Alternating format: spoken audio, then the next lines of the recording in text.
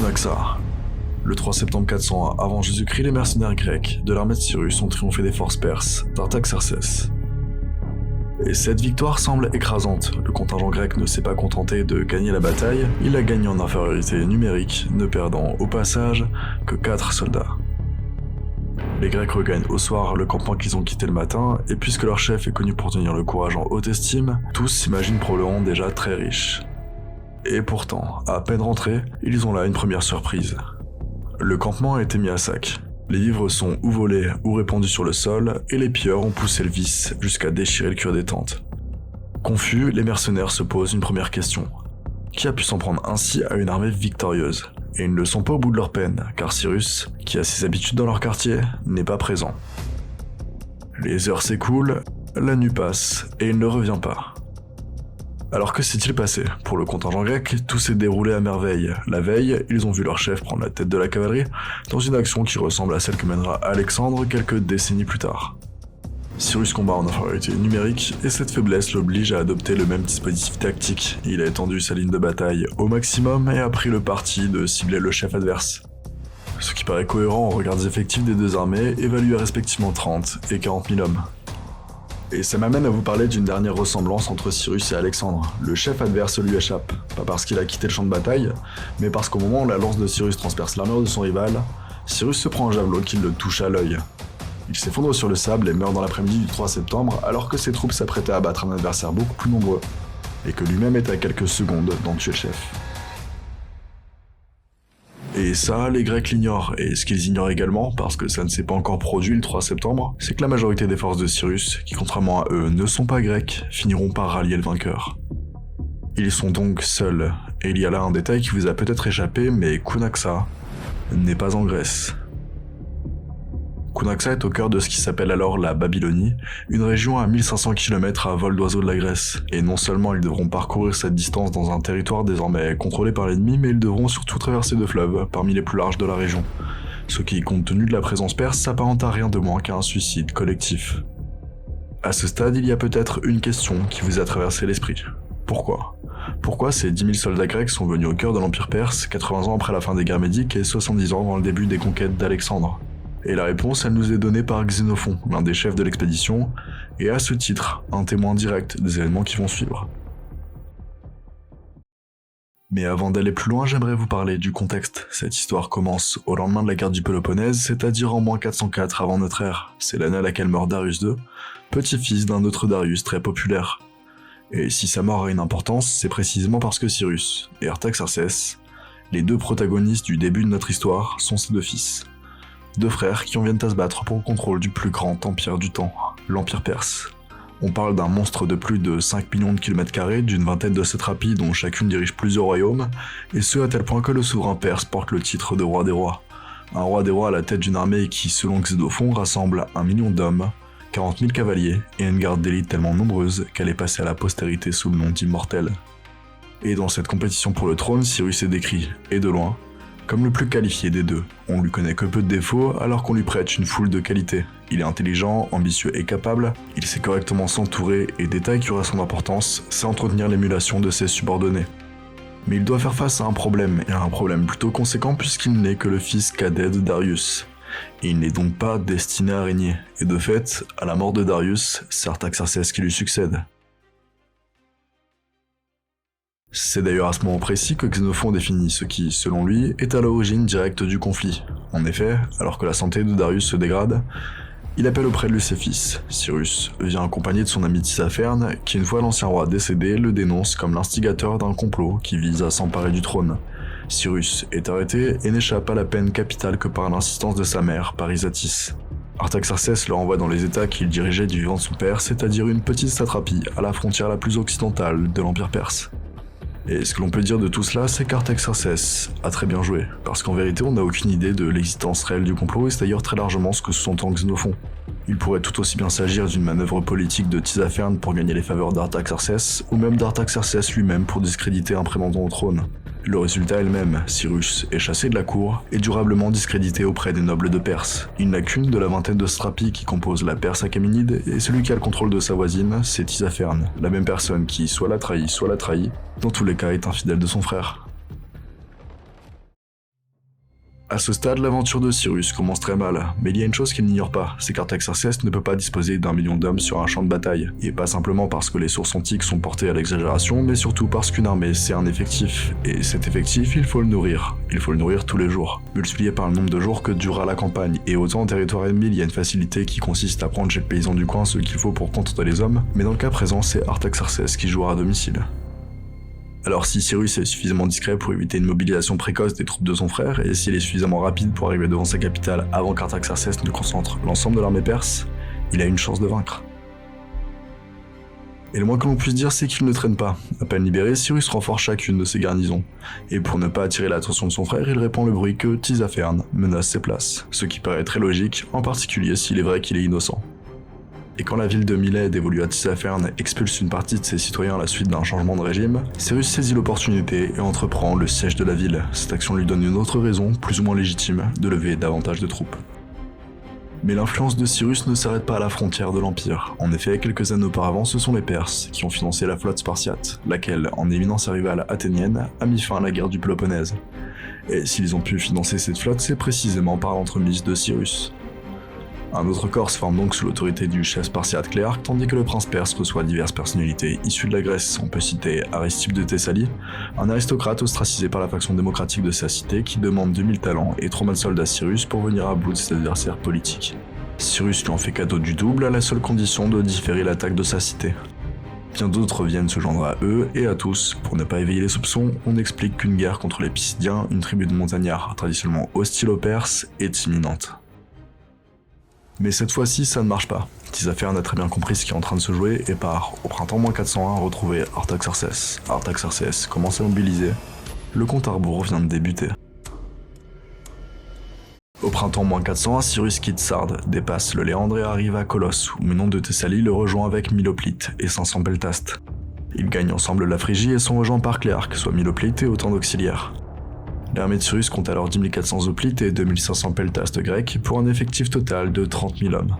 On estime qu'une telle troupe s'étire sur 45 km, il en faut 3 à l'arrière-garde pour atteindre le campement dressé auparavant par l'avant-garde. Cyrus marche en tête de colonne accompagné de son état-major et des mercenaires grecs. C'est ainsi que l'armée traverse la Lydie avant de vraisemblablement mener la guerre contre les Pisidiens. La troupe arrive ensuite à Castridium, ville dans laquelle les hommes demandent les sommes promises, soit 3 mois de paye. Mais Cyrus n'a pas les fonds et temporise, c'est la reine de Cilicie, Epyaxa qui règle ses dettes. Et il faut croire que Cyrus a été plutôt déçu de l'entrevue puisque ses hommes en viennent à piller la Cilicie et à mettre à sac Tars, qui est la capitale, avant de finalement recevoir la soumission de son roi. Dans les faits, tout s'est passé très vite. Il y a eu divers manœuvres et mouvements de troupes, mais peu de combats, excepté pour un peloton grec dont la destruction par les Ciliciens entraînait en représailles le sac de Tars et donc la capitulation des Ciliciens. Mais après le sac, soldats et officiers commencent à s'agiter. Pourquoi ne sont-ils pas licenciés? La Pisidie est désormais loin derrière eux, Tisipherne est en fuite et surtout, il a abandonné ses états à Cyrus. Alors pourquoi ne pas clore l'expédition? Et ils n'allaient pas imaginer que l'attachement à leur cité fait que nos Grecs soient ravis de briser des barbares. Ils se posent exactement la même question. C'est même bien pire pour eux. Chacune des cités dont ils sont originaires est en paix avec la Perse depuis la fin des guerres médiques 80 ans auparavant. Et si on apprend encore aujourd'hui que les Grecs ont gagné cette guerre, le pays a été ravagé.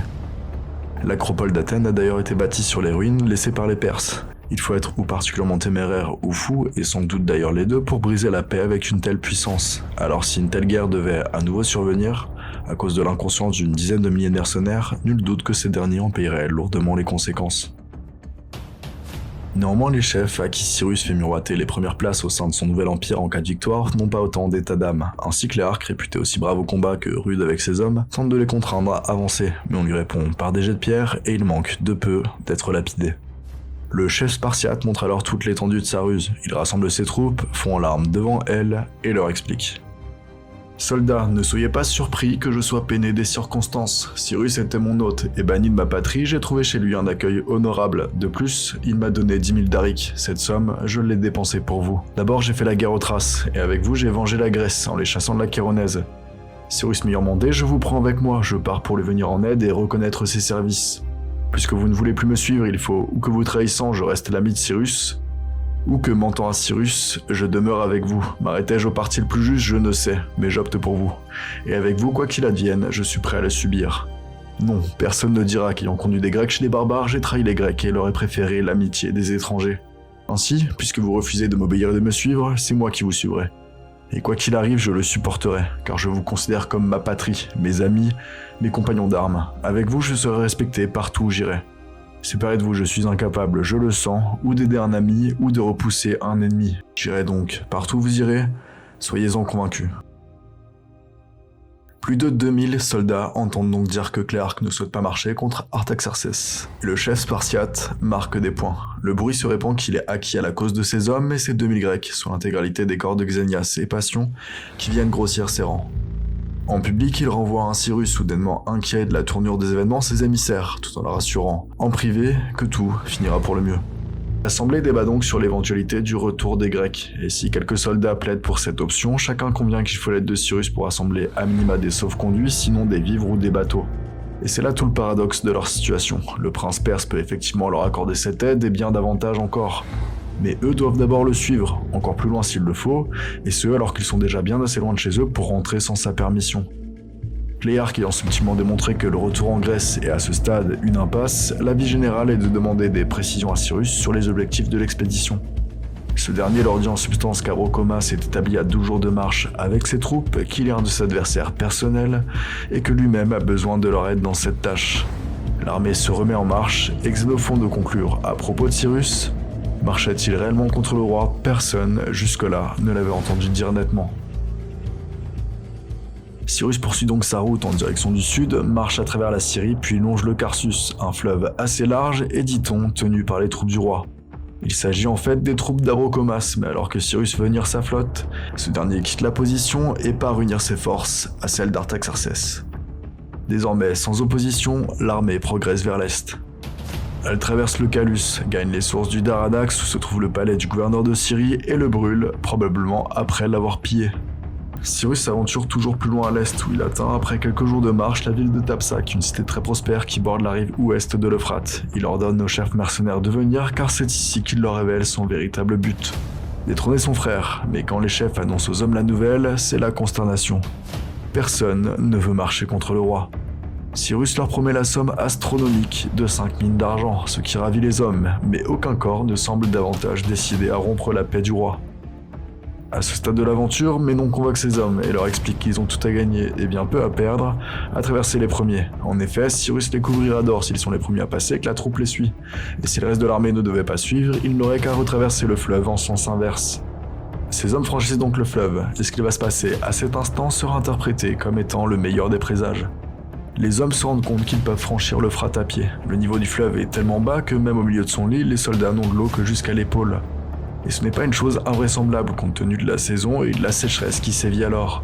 Mais c'est suffisamment inhabituel pour que tous pensent que Cyrus a la faveur des dieux. Le pays lui-même semble les y inviter, et sans grande surprise, tous emboîtent le pas des hommes de Ménon. L'armée poursuit donc sa marche et traverse la Syrie en 9 jours, dans une région sans arbres, et si désolé que les hommes en sont réduits à chasser les animaux sauvages, avec d'ailleurs plus ou moins de succès car il n'y a que des ânes sauvages et des autruches, et l'on se rend vite compte qu'un âne ça court vite et une autruche plus vite encore. Enfin, l'armée arrive à Corsote, une ville qui a visiblement connu des jours meilleurs puisqu'elle est décrite comme bien trop grande pour le nombre de ses habitants. Mais le plus difficile reste à venir car après Corsote, c'est le désert qu'ils doivent affronter. 30 000 bouches à nourrir sous le soleil de plomb d'un été caniculaire qui ne peuvent compter que sur les quelques vivres que les hommes les plus avisés ont déjà achetés. Le prix d'un boisseau de blé explose, la nourriture et surtout le fourrage viennent à manquer. Et si les hommes ne souffrent pas tant de la soif puisqu'ils peuvent boire l'eau lumineuse de l'Euphrate, les bêtes meurent de faim ou d'épuisement. Cyrus presse encore sa marche, et après 13 jours de la plus pénible des randonnées, l'armée arrive enfin au cœur du territoire ennemi. Nous sommes début septembre et les simples soldats sont à cran. Ils sont fatigués, durement éprouvés par la faim et la chaleur. Le moral n'est pas meilleur, eux qui ignorent si le calcul de Cyrus est le bon. Quand enfin l'armée atteint la très prospère cité de Carmande, il n'est plus possible de traverser l'Euphrate à pied alors que la ville est située sur la rive opposée. Les soldats redoublent d'ingéniosité pour construire des radeaux en paille et en peau afin de s'y rendre. 30 000 hommes qui égrènent les rives pour couper du roseau. Voyez-vous venir le problème? On en vient aux mains pour un peu de paille, en l'occurrence les hommes de Ménon et ceux de Cléarque. Cléarque prend parti pour les siens et frappe un des Thessaliens. L'affaire s'ébruite, les hommes de Ménon lui tendent une embuscade. Cléarque échappe de peu à un lynchage en règle et gagnant sa tente en catastrophe rassemble sa troupe. Tous marchent contre le camp de Ménon qui, à son tour, appelle aux armes. On tente de s'interposer en vain. Clark ne semble pas comprendre que l'on fasse fi de l'affront qu'il vient de subir. C'est Cyrus qui, prévenu par ses lieutenants, arrive en armes pour mettre fin à l'altercation. Cyrus, on en parle depuis tout à l'heure, quoique si vous deviez le juger à l'aune de ce que je vous ai déjà dit, il est fort probable que vous ne reteniez que l'ambition démesurée d'un homme qui n'a pas hésité à mettre en jeu la ville de 30 000 de ses contemporains pour usurper le trône de son frère, rien que ça. Et pourtant, la seule raison pour laquelle les soldats perses préfèrent l'alliance des mercenaires grecs à ceux de leur nation, la seule raison pour laquelle les Grecs ne s'étripent pas entre eux alors qu'ils viennent tous de nations qui ont passé 20 ans à faire la guerre, c'est la confiance qu'il leur inspire. Et pas simplement parce qu'il a des poches déjà bien remplies, qu'il distribue généreusement son argent, mais parce qu'il est exceptionnellement doué. Petit déjà, il apprenait extrêmement vite, au point que Xénophon rapporte qu'il l'emportait en tout sur ses compagnons. Il excellait dans le maniement des armes et participa aux chasses dès que son âge le lui permit. D'ailleurs, dans une de ces chasses, il fut désarçonné par un ours qu'il parvient à tuer. Devenu adulte, il menait personnellement ses hommes au combat, récompensant les plus courageux d'entre eux, de sorte que chacun n'hésitait pas à braver les dangers, et il n'était pas seulement un bon combattant, mais fut également un administrateur juste et équitable.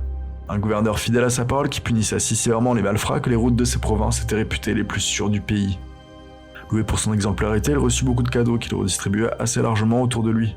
Xénophon écrit encore, l'on rapportait de lui ce souhait qu'il désirait vivre assez longtemps pour surpasser en bienfaits et en vengeance ses amis ou ses ennemis.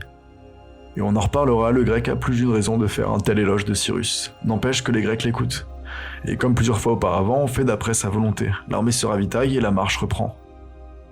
À ce stade, enfoncé loin à l'est, l'avant-garde aperçoit déjà les éclaireurs ennemis. Cyrus s'attend tellement à l'imminence de la bataille qu'il organise une revue nocturne. Cléarque reçoit le commandement de l'aile droite, mais non celui de l'aile gauche, Cyrus se réserve celui du centre. À l'aube pourtant il n'y a rien, l'ennemi a semble-t-il battu en retraite. L'état-major hésite, se peut-il qu'Artaxerxès leur tende une embuscade? Finalement Cyrus harangue sa troupe, dispose ses hommes comme à la parade et reprend sa marche, cette fois en ordre de bataille.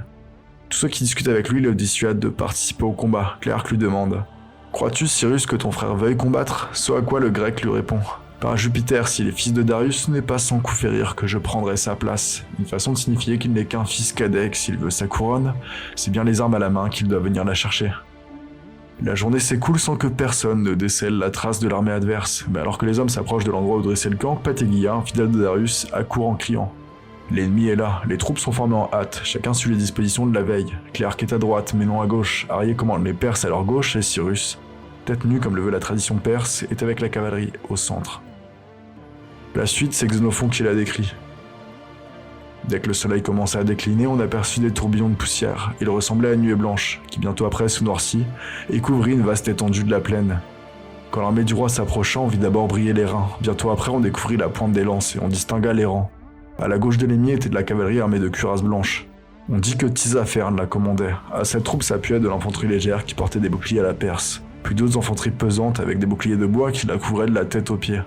Ensuite d'autres cavaleries, ensuite des archers, tous rangés par nation et chaque nation marchait formée en colonne pleine.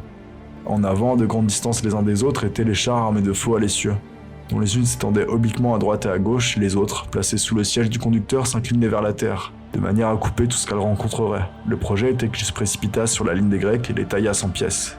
Ce que Cyrus avait dit aux Grecs lorsqu'il les prévient de ne pas s'effrayer des cris des barbares se trouvait sans fondement, car ils ne poussèrent pas un cri et marchèrent en avant dans le plus grand des silences, sans s'animer et d'un pas égal et lent. Alors Cyrus, passant le long de la ligne avec Pygrès son interprète et 3 ou 4 autres Perses, cria à Cléarque de marcher avec sa troupe au centre des ennemis où était le roi. Si nous plions ce centre, ajouta-t-il, la victoire est à nous. Les retardataires gagnent la ligne. L'armée s'ébranle, les Grecs entament le péant et frappent leurs boucliers de leurs lances afin d'effrayer les chevaux ennemis. Et le reste, vous le connaissez. Au plus fort de la mêlée, Cyrus aperçoit son frère et fonce sur lui la cavalerie sur ses talons. Aucun ne survivra à la charge. Le général mort sait comment sautombèrent l'un après l'autre, tentant une dernière fois de défendre leur chef. Dans la confusion des combats, cet incident ne fut même pas aperçu des mercenaires grecs, déjà engagés contre l'aile ennemie que par ailleurs ils mettent en fuite, manœuvrant plusieurs fois pour ne pas se laisser déborder. Quand la nuit tombe, ils ont remporté la bataille, le jour où ils ont perdu la guerre. Mais leur aventure ne fait que commencer.